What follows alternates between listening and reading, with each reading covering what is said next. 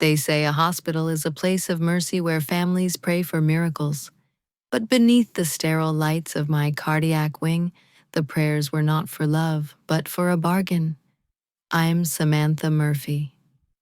As I prepared to save the father who once cast me out as a curse, my mother didn't offer an apology. She offered me the deed to her farm, believing she could buy my compassion just as easily as she had once discarded it.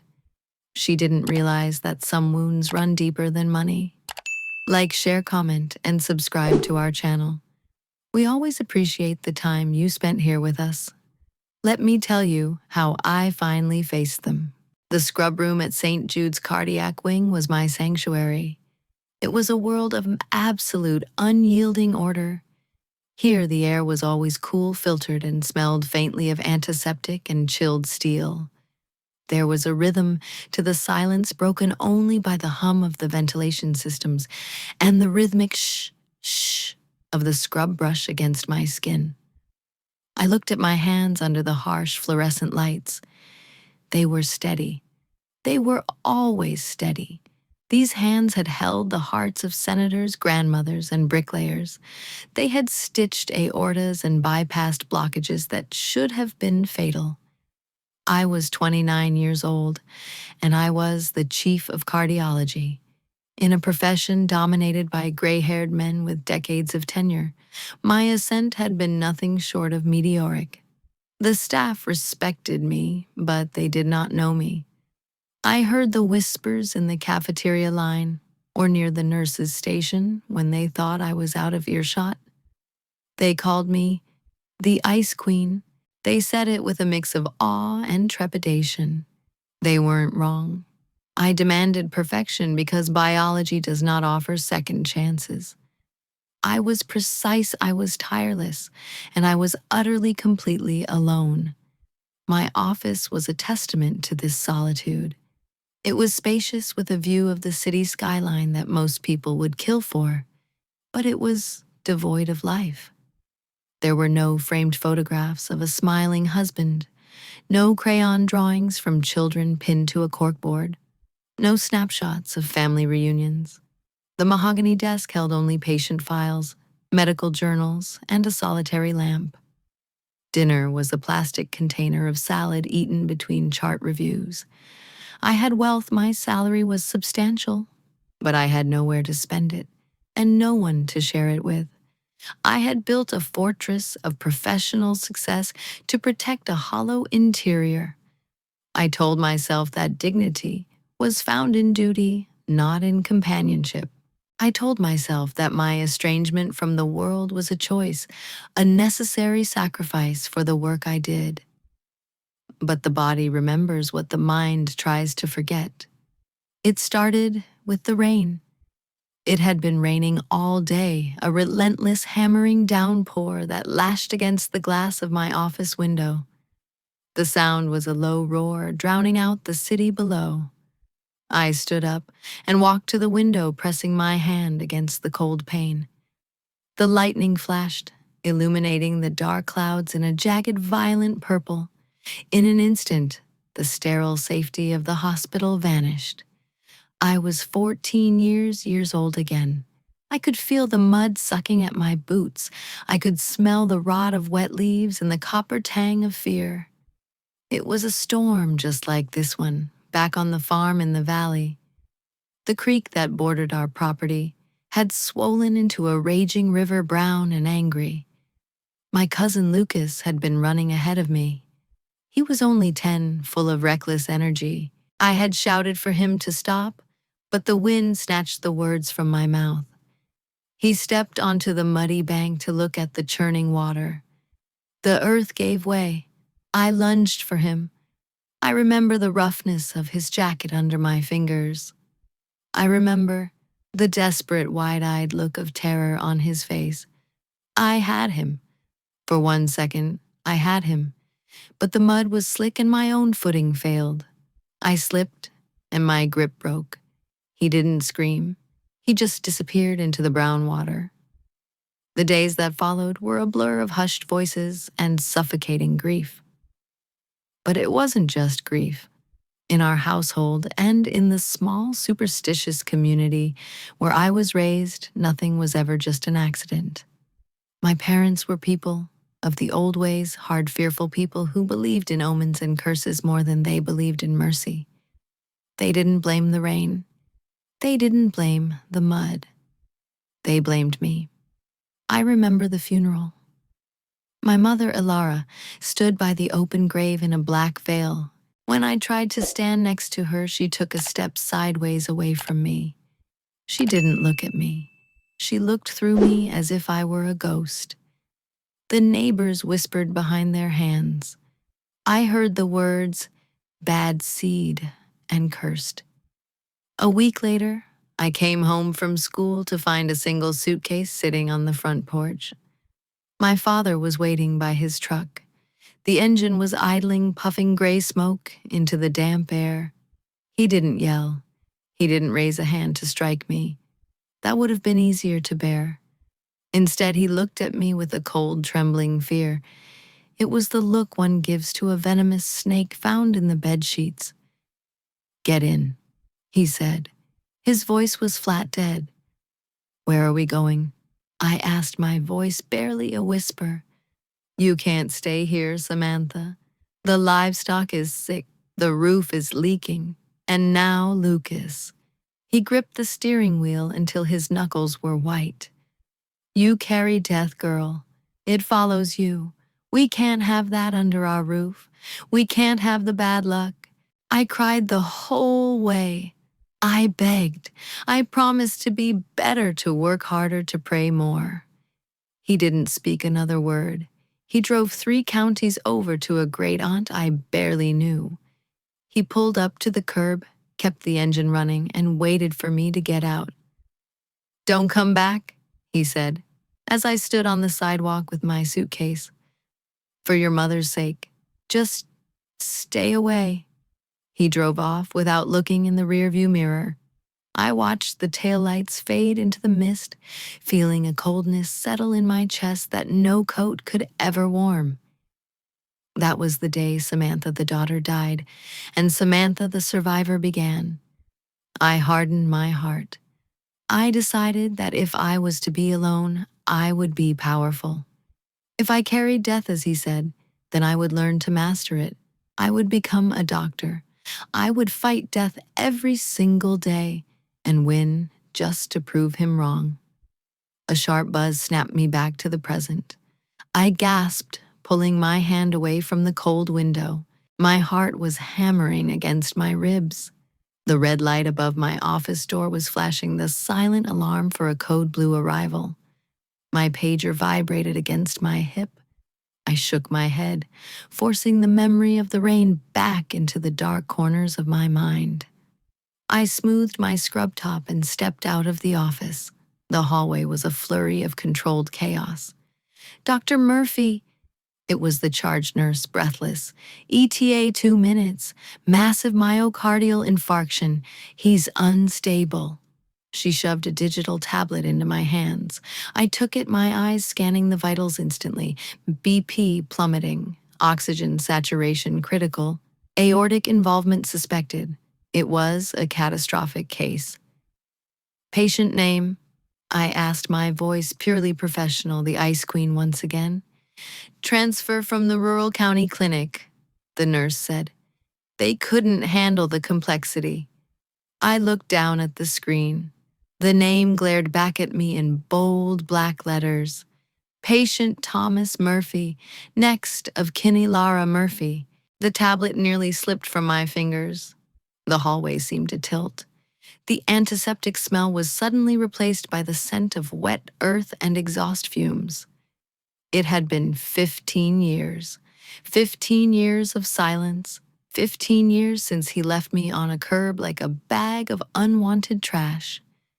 And now the man who had cast me out because he thought I carried death was racing toward my operating table, begging for life. I did not run to the trauma bay. Running implies panic, and panic is the enemy of precision. I walked, My heels clicked a sharp rhythmic staccato against the linoleum, a sound that usually announced my authority to the floor. But tonight the sound seemed swallowed by the roaring in my ears, a noise that sounded suspiciously like the rushing waters of a flooded creek. I reached the trauma center, but I did not scrub in immediately. Instead, I keyed my badge into the observation deck, a small, darkened control booth overlooking the main bay. It was separated from the chaos by a pane of thick soundproof glass. From here, the chiefs could monitor residents, critique protocols, and detach themselves from the visceral reality of torn flesh and failing organs. It was a God's eye view, sterile and safe. Below me, the bay was a hive of frantic activity. A team of 4 residents and 2 nurses swarmed around bed 3. I saw the patient, Thomas. He looked smaller than I remembered. The man who had once loomed over my childhood like a thunderhead was now just a heap of pale, mottled flesh connected to a dozen wires. His chest, once broad and strong from tossing hay bales, was sunken and heaving. They had cut away his flannel shirt, the same red and black plaid pattern he had worn every winter for 30 years.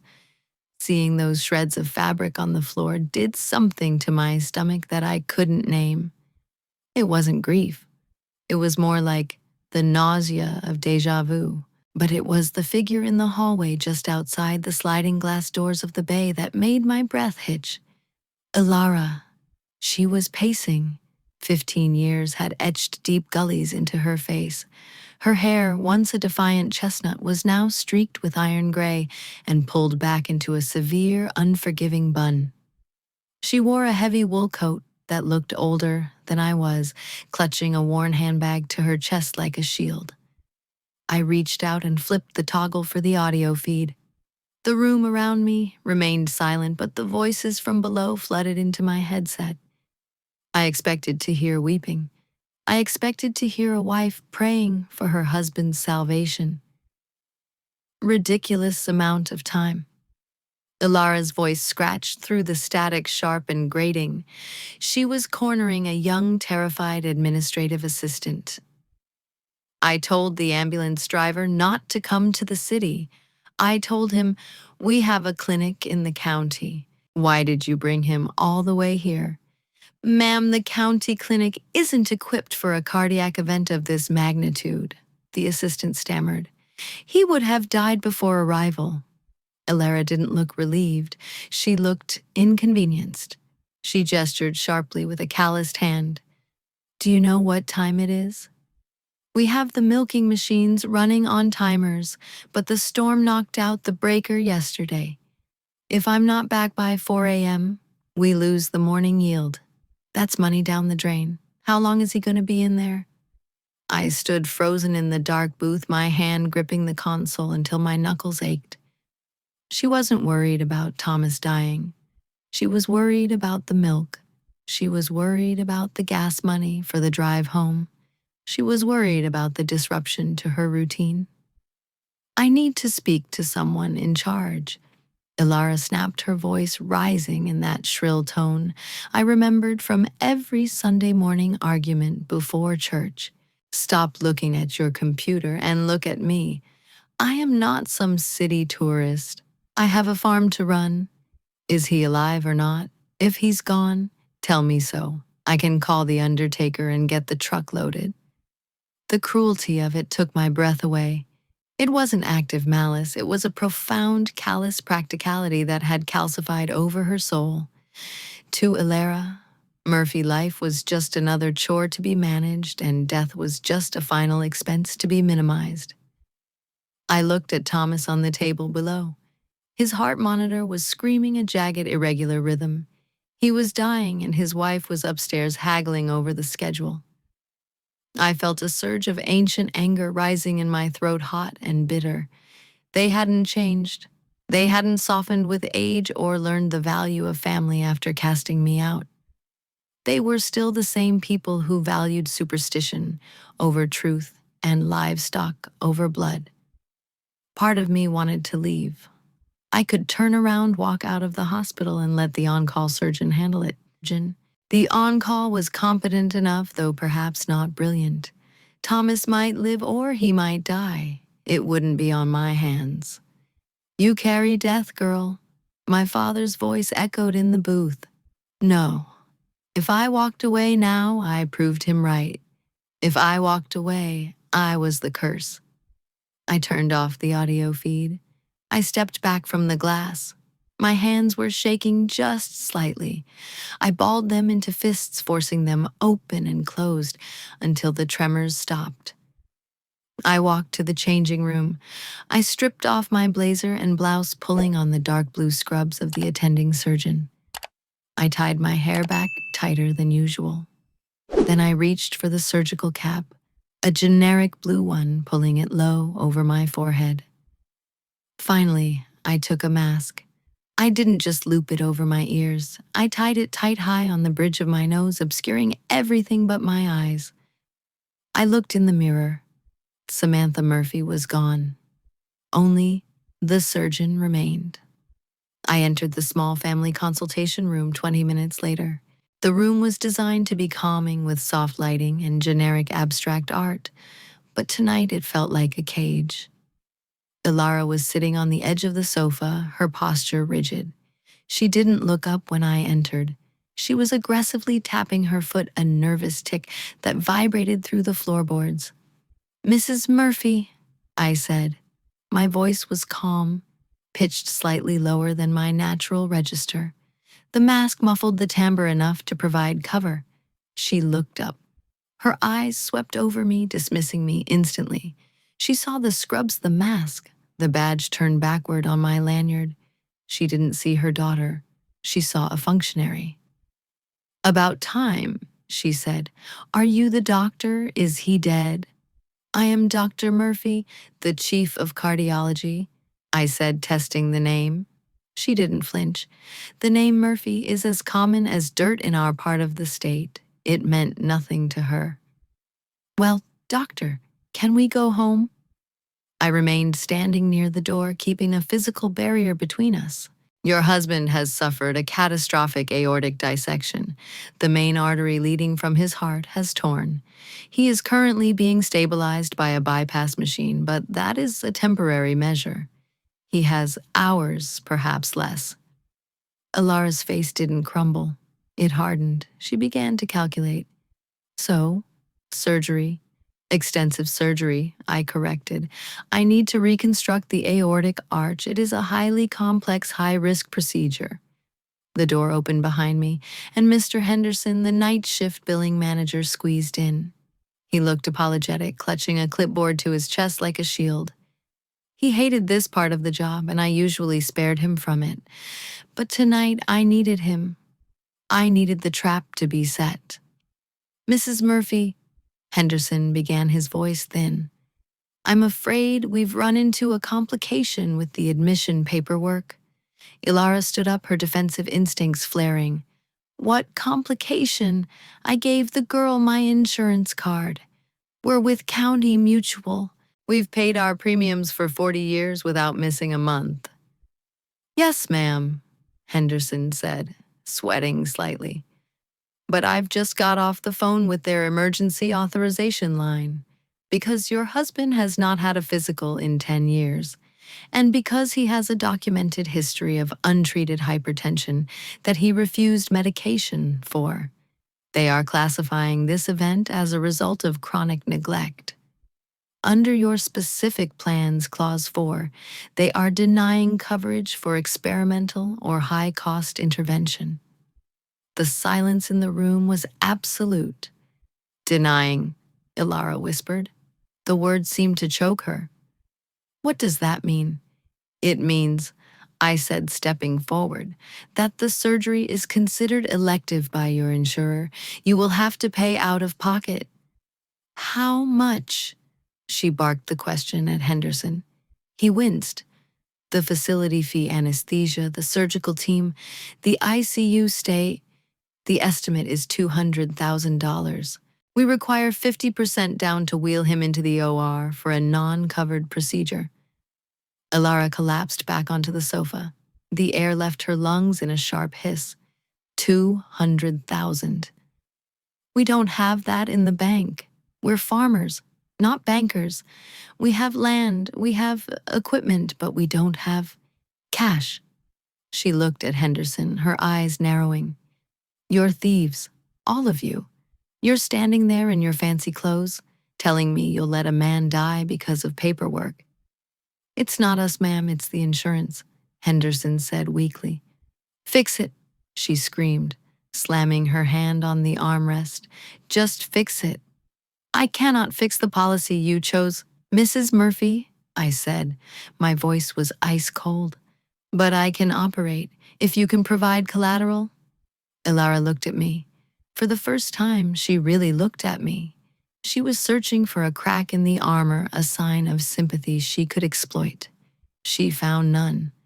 Collateral, she asked. Proof of ability to pay, I said. You said you have land? She froze. The farm. The Murphy homestead had been in the family for 4 generations. It was the only thing my father loved more than his superstition.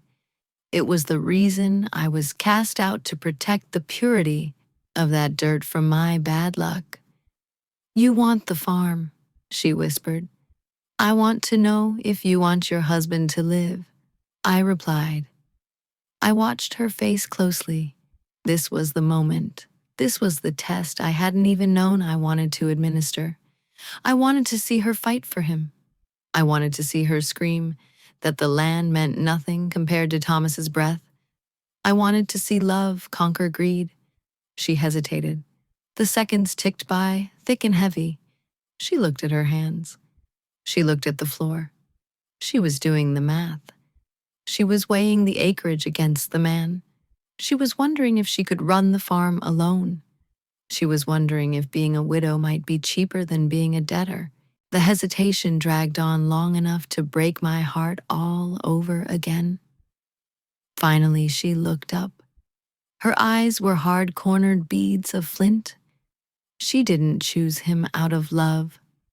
She chose him because she couldn't run the harvest by herself. She chose him because the shame of letting him die would ruin her standing in the church. I have the deed in my purse, she said, her voice trembling with fury, not sorrow. I was taking it to the bank tomorrow to refinance for a new tractor. That's why I have it. That will suffice as a guarantee, I said. She dug into her bag, her movements jagged and angry. You people are vultures. You prey on the sick. We heal the sick, Mrs. Murphy, I said, turning toward the door. But healing has a cost. The question is always, who is willing to pay it?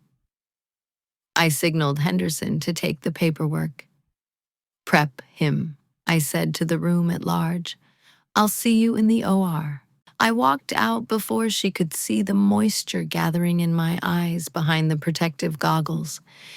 She was going to save him, but only after she had paused to wish she didn't have to. It is a chilling thing to witness the moment when a family member weighs a life against a ledger. If you've ever felt like the black sheep or seen money tear a family apart, don't be shy to share your thoughts. Your story might inspire our future episodes. Mr. Henderson was still standing there, clutching the admission paperwork to his chest, looking between me and the angry woman on the sofa. He looked like a man caught in a crossfire, waiting for the bullet. Mr. Henderson, I said, my voice low. Leave us. He blinked, startled. But doctor, the financial authorization. I said, leave us. I didn't shout. I didn't have to. The command carried the weight of the entire department. I will handle the financial arrangements with Mrs. Murphy personally. He didn't argue. He placed the clipboard on the side table and retreated, closing the door with a soft click that sounded deafening in the small room. We were alone. The air in the room seemed to thicken, charged with the static of 15 years of silence. Ilara was still seething, her chest heaving under her heavy wool coat. She didn't look at me with gratitude for dismissing the bureaucrat. She looked at me with suspicion. To her, I was just another obstacle, another suit standing between her and her routine. Well, she demanded, her voice rasping, how are we going to fix this? I told you we have land, but I can't conjure cash out of thin air on a Sunday night. You people have no heart. We are good people. We have worked that farm until our hands bled. She held up her hands as proof knotted arthritic stained with the permanent grime of the soil. We have had a hard life, she continued, her voice taking on that familiar whining cadence I remembered so well. It was the sound of a woman who believed the universe owed her an apology. Bad luck follows us. First the crops, then the flood, and now this. Why does God always test the righteous? Something inside me snapped. It was a physical sensation, like a cable fraying under too much tension. Bad luck? I asked. My voice was sharper than I intended. Alara paused, narrowing her eyes at the masked figure before her. I took a step closer. You call decades of high blood pressure bad luck. You call ignoring symptoms for 10 years God's test. That isn't luck, Mrs. Murphy. That is neglect. That is arrogance. Alara recoiled as if I had slapped her. She stood up, drawing herself up to her full height. She was a tall woman, imposing, but I was no longer a child. I didn't shrink. How dare you, she hissed. You don't know us. You don't know what we've been through. We lost a nephew to that river. We lost a daughter to the darkness. We have borne our cross. You lost a daughter, I repeated. The words tasted like ash. Is that what happened? Or did you throw her away? The room went deadly silent. The hum of the ventilation system seemed to vanish. Alara froze. Her eyes darted over my face, what little she could see of it above the mask. Confusion warred with indignation. Who are you? She whispered. What do you know about my family? I know, I said, my voice trembling with the effort to keep it steady, that you believe in omens more than you believe in your own flesh and blood. I know that you let a 14-year-old girl walk out of your life because you were afraid of a superstition. I reached up. My fingers found the ties of the surgical mask behind my head. I know, I continued, that you never called, you never wrote, you never looked back. I pulled the knot loose. The mask fell away, drifting to the floor like a discarded veil. I pulled the surgical cap off next, shaking my hair loose. I looked her dead in the eye. I let her see the structure of my jaw, the shape of my nose, her nose, and the eyes that were a mirror of the man dying in the other room. Hello, Mother. The reveal.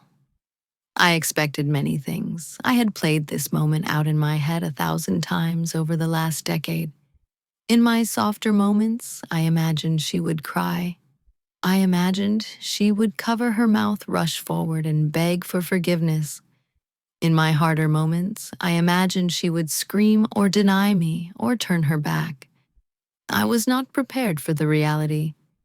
Alara didn't cry. She didn't smile. She screamed.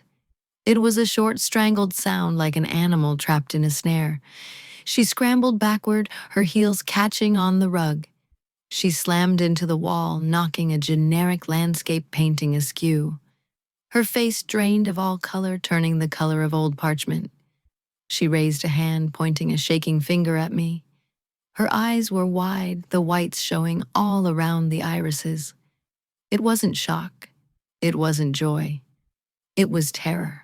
Pure, unadulterated horror. You, she gasped, you came back.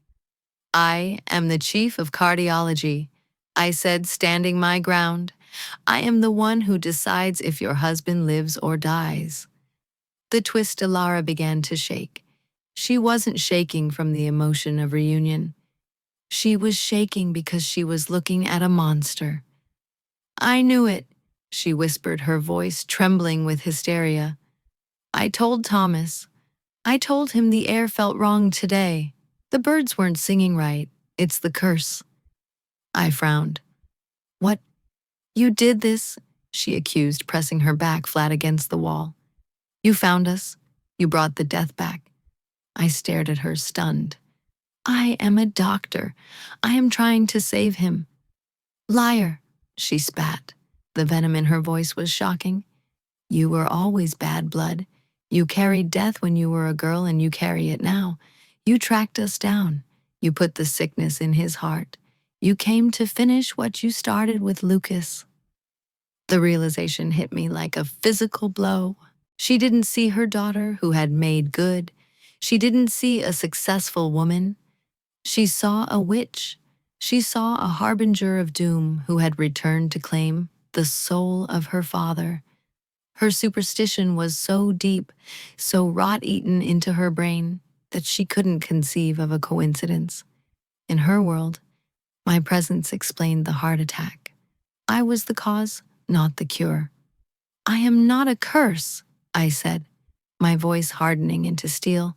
I am a surgeon, and right now, I am the only person in this world who can keep his heart beating. You want him dead? She whimpered. You want payback.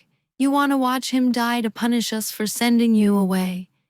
I am not you, I said coldly. I don't operate on vengeance. The offer. Ilara wasn't listening. She was in a panic, a frantic, desperate animal trying to bargain with a predator. She pushed herself off the wall and lunged for her purse on the sofa. She tore the clasp open, dumping the contents onto the cushioned tissues, mince keys, and a thick, legal-sized envelope. She grabbed the envelope and slammed it onto the coffee table between us. Take it, she screamed. I looked down. It was the deed to the farm, the Murphy homestead, 300 acres of Prime Valley soil, the house I grew up in, the river where Lucas died, the land that was worth more to them than I had ever been. What is this? I asked. It's what you want, she cried, tears finally spilling over her cheeks, tears of fear, not love. It's the inheritance. It's the dirt. You always wanted it. You were jealous of Lucas because he was going to get it. That's why you let him fall. The accusation was so absurd, so vile that I didn't even flinch. It was the raving of a mind broken by guilt and fear. I'm giving it to you, Ilara bargained, her voice dropping to a frantic whisper. I will sign it over right now. The whole farm, the house, the livestock. It's yours. Just don't kill him. She pushed the envelope toward me. Do your job, she pleaded. Save him, and then take this and go. Go back to wherever you came from, and never come near us again. Take the land as payment for your mercy. Just let him live. I looked at the crumpled envelope. This was the great victory. This was the vindication my mother was offering to pay me with the very thing she had sacrificed me to protect. She was buying her husband's life with her home, believing she was bribing an executioner. She thought I was a monster capable of medical murder. She thought I would stand over an open chest cavity and sever an artery just to settle a score. It was the ultimate insult. It was a betrayal deeper than the abandonment itself. It proved that she had never known me. She had never seen me. She had only ever seen her own fears reflected in my eyes. I reached out and picked up the envelope. The paper was warm from her hands. It felt heavy, burdened with a century of sweat, and now a mother's cowardice. I looked at Ilara. She was holding her breath, waiting to see if the demon would accept the offering. I felt a profound, crushing pity. I didn't hate her anymore. Hate requires energy. Hate requires respect for the enemy. I had no respect for this trembling, small-minded woman. You think I want your dirt? I asked quietly. I hold hearts in my hands every day. I decide who walks out of this building and who goes to the morgue. Your farm is nothing to me. Ilara blinked confused. I folded the envelope and placed it in the pocket of my scrub pants. I kept my face blank, impenetrable. I would let her believe the transaction was made. I would let her believe she had bought me off. It was the only language she understood. I will operate, I said, my voice void of all emotion. Not for this paper, but because I am better than you. I turned on my heel. Wait here, I commanded, and pray that my hands are steadier than your conscience. I walked out of the room, leaving her standing amidst the wreckage of her purse and her pride. I walked back toward the scrub room, toward the sterile light, toward the only place where I made sense. The deed burned against my leg, a reminder of the price of admission to a family that didn't deserve to be saved. But I would save him anyway. Scalpel. My voice was a flat line, devoid of the tremors that had shaken my hands only minutes before. The instrument slapped into my palm cold and waited. The world narrowed down to the 10-inch square of illuminated flesh, framed by sterile blue drapes. There is a specific kind of silence that falls over an operating theater during a complex aortic repair. It is a heavy, sacred silence, broken only by the rhythmic whoosh-click of the ventilator and the steady, artificial chirping of the cardiac monitor. I made the incision. The sternum saw whined, a high-pitched sound that vibrated in my teeth. I opened the chest cavity. There it was. My father's heart. It didn't look like a vessel of cruelty. It didn't look like the source of the superstition that had ruined my childhood. It was just a muscle, a tired, enlarged, diseased knot of tissue struggling to pump blood through a body that had worked it too hard. The aorta was dissected, a jagged tear threatening to burst at any second. Clamp, I ordered. I reached inside.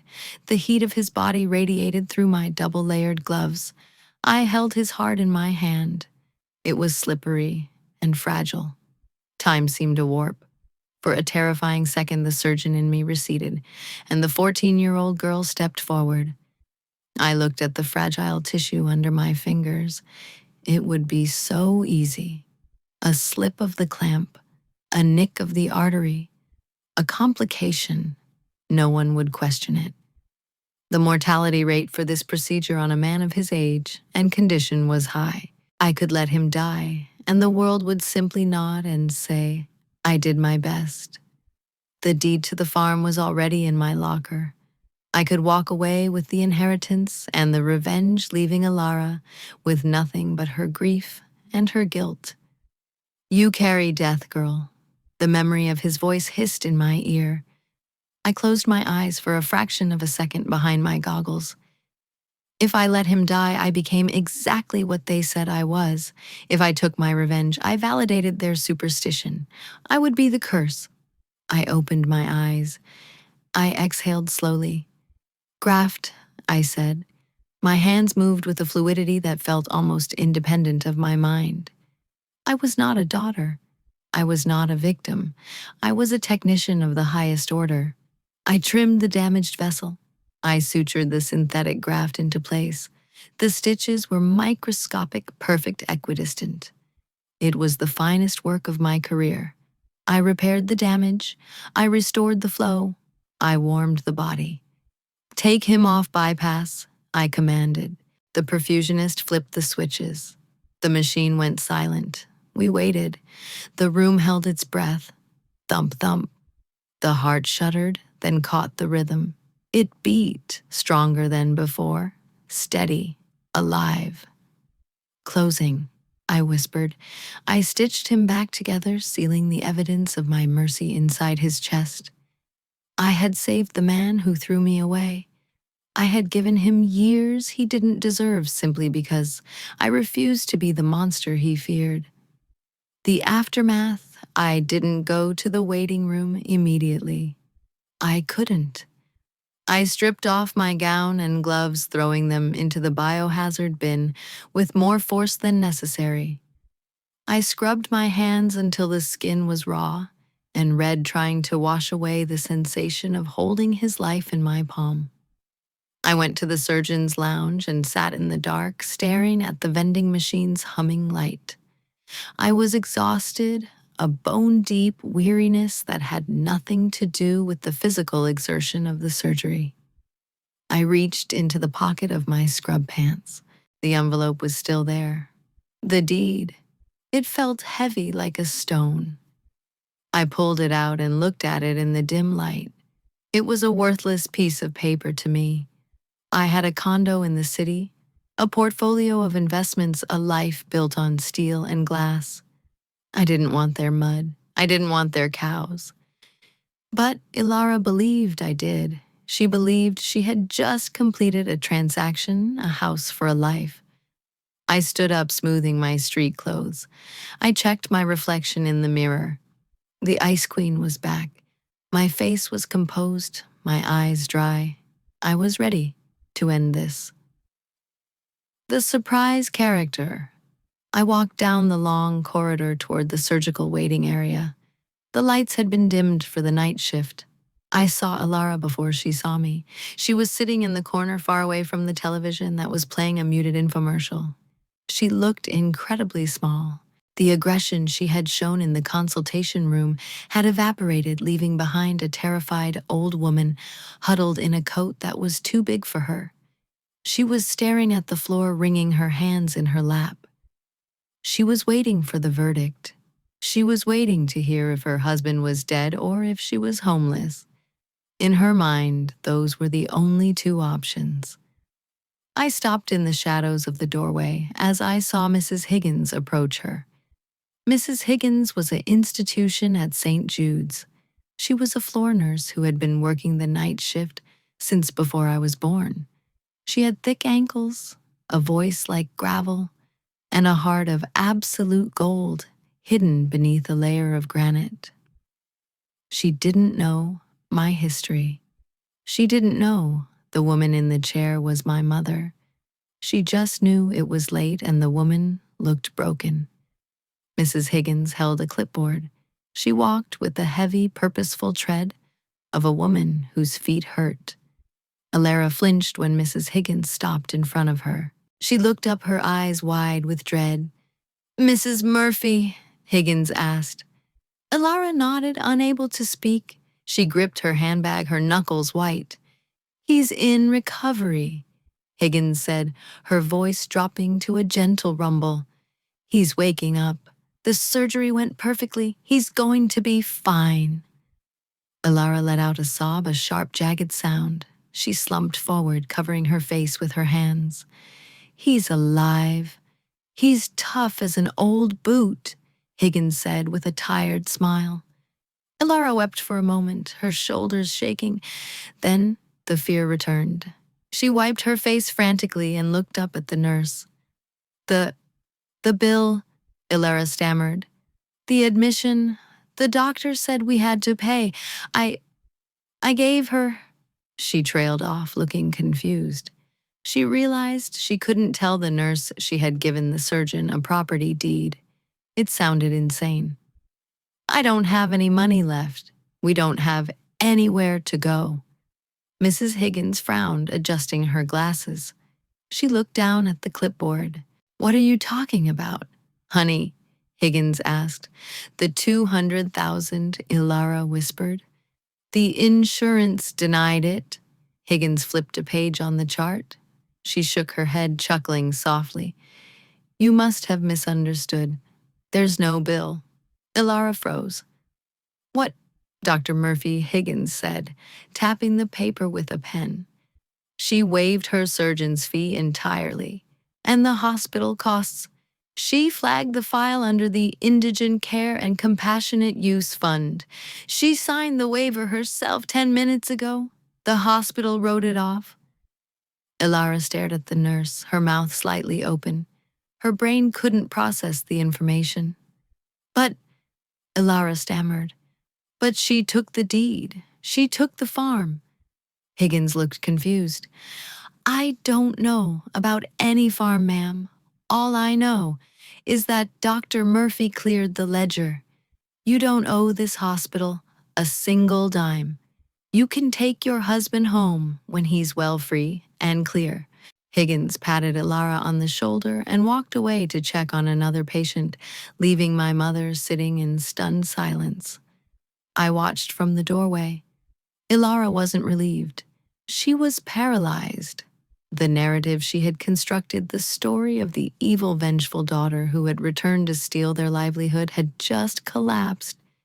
If I hadn't taken the money, and I had saved his life, then who was I? She looked at her hands, then at the empty hallway. The realization was washing over her slow and cold. I hadn't acted out of greed. I hadn't acted out of spite. She had tried to buy me, and I had simply erased the debt because I could. I took a deep breath, clutching the crumpled envelope in my pocket. It was time to give her the final lesson. We often build villains in our minds to justify our own mistakes. When that villain shows us mercy, it can be more painful than cruelty. Don't be shy to share your thoughts. Your story might inspire our future episodes. The waiting room was quiet now. The television had finally been turned off, leaving only the low hum of the vending machines and the distant rhythm of the hospital at night. I stepped out of the shadows. I had changed back into my street clothes, a charcoal wool coat, a silk scarf, leather boots. I looked like the successful woman. I was not the surgical technician who had just spent 4 hours elbow deep in the chest cavity of a man who once disowned her. Ilara sensed me before she saw me. She stiffened in her chair, her back rigid. She didn't turn around immediately. The shame radiated off her like heat. Mrs. Higgins's revelation had stripped her bare. She had spent 15 years demonizing me, turning me into a mythical creature of malice to justify her own cruelty. And in the span of 5 minutes, that myth had been shattered by a waved billing code. I walked around the row of empty chairs and stood opposite her. She looked up. Her eyes were red-rimmed and hollow. For the first time in my life, I didn't see the terrifying matriarch who ruled the farm with an iron will. I saw an old woman terrified of the world, terrified of change, and terrified of me. She opened her mouth to speak, but no sound came out. She looked at my hands, perhaps expecting me to hold a weapon or a bill or a judgment. I reached into my coat pocket. My fingers brushed against the thick paper of the envelope. The choice sat heavy in the air between us. I could keep it. Legally, it was mine. She had offered it, and I had accepted the collateral. I could evict them. I could sell the land to a developer who would pave over the creek where Lucas died. I could erase the Murphy farm from the map and call it justice. It would be fair. It would be the Old Testament law, an eye for an eye, a life for a home. But as I looked at her trembling hands, I realized that fairness is often just a pretty word for revenge. And revenge is a chain that binds you to the person you hate. If I took the farm, I would be tied to them forever. I would be the landlord of my own trauma. I pulled the envelope out. Ilara flinched, her eyes locking onto the paper. I didn't throw it at her. I didn't wave it in her face to taunt her. I moved with the slow, deliberate grace of someone who has nothing left to prove. I placed the envelope gently on the low table between us. I smoothed the crinkled corner where her desperate grip had bent the paper. Then I slid it across the laminate surface until it rested against her purse. "He will need rest," I said. My voice was soft, but it carried in the empty room. "The recovery will be long. He can't work the fields for at least a year. He will need a home to recover in." Ilara stared at the deed. She looked up at me, her expression fracturing. "But you took it. You said, I let you believe what you needed to believe to get through the night," I said. "But I don't want your land, Mother. I never did. She reached out her hand, hovering over the envelope, afraid to touch it as if it might disappear. Why? She croaked. After what we did? After what I said? Because he is my father, I said simply. And despite everything, I am a doctor. My job is to preserve life, not destroy it. Alara finally touched the envelope. She clutched it to her chest, closing her eyes. A sob escaped her throat, but this time it wasn't fear. It was the crushing weight of relief mixed with a bitter dose of humiliation. She realized in that moment that she was small. She had acted with greed and superstition, and her cast-off daughter had acted with grace. Samantha, she whispered. It was the first time she had used my name in 15 years. We thought. The lesson. I raised a hand, stopping her. I didn't want the apology. An apology born of shame is not the same as repentance. If I stayed, she would try to explain. She would try to justify the years of silence. She would talk about the curse and how they were just trying to protect themselves. I didn't need to hear it. Don't, I said. I stood up straight, buttoning my coat. The air in the hospital felt different now. The sterility wasn't cold. It was clean. It was a blank slate. You cast me out because you thought I was death, I said, looking down at her one last time. You told me I carried a darkness that would destroy this family. Tonight I held his heart in my hands. I gave you back your husband. I gave you back your home. Ilara looked up, tears streaming down her face, unable to meet my gaze for more than a second. Do not contact me again, I said. The words were not angry, they were final.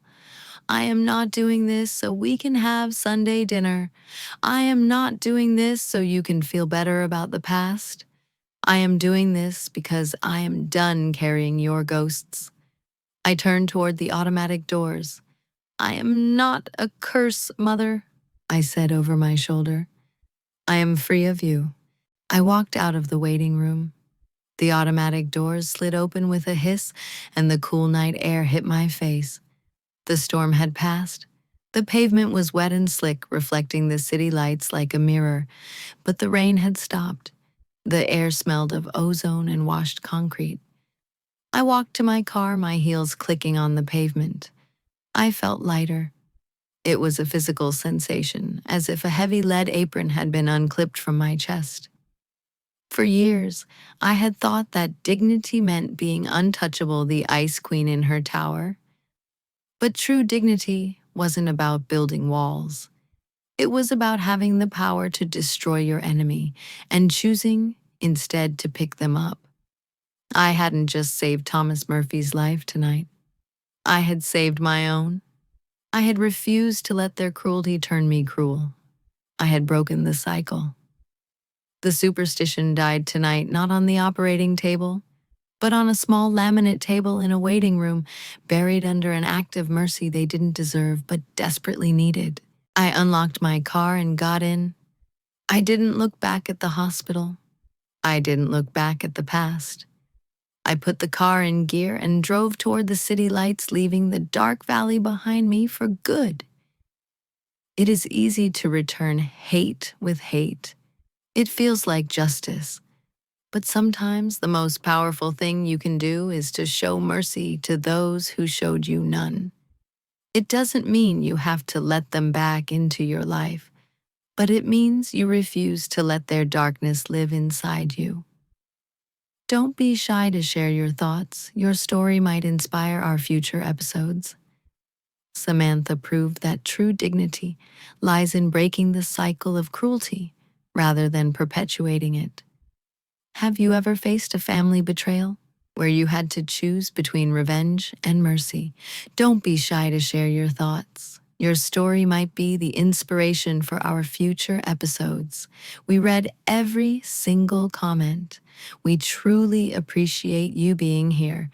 There are even more captivating stories waiting for you right on your screen. Please click one now so you don't miss the ending. I look forward to seeing you in the next video. This has been a story from Ashes of Revenge. We'll see you next time.